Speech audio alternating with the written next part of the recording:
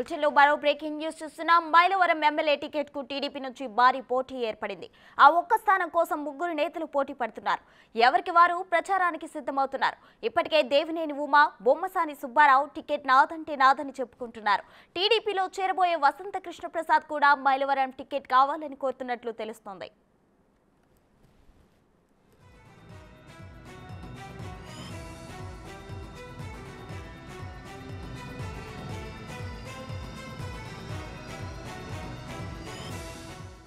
TDP అధిష్టానం నుంచి clarity రాకముందే దేవినేని ఉమా ప్రచారానికి ఏర్పాట్లు చేసుకుంటున్నారు. ఎల్లుండి నుంచి అన్నరావుపేట నుంచి ఎన్నికల ప్రచారం మొదలు పెడతానని ప్రకటించారు. మరోవైపు బొమ్మసాని సుబ్బారావు మైలవరం టికెట్ తనకే వస్తుందన్న ధీమాతో ఉన్నారు. వసంత కృష్ణ ప్రసాద్ కూడా మైలవరం టికెట్ కోసం పట్టుపడుతున్నారని సమాచారం. చివరికి మైలవరం ఎవరికి దక్కుతుందోనని పార్టీ వర్గాల్లో చర్చ జరుగుతోంది.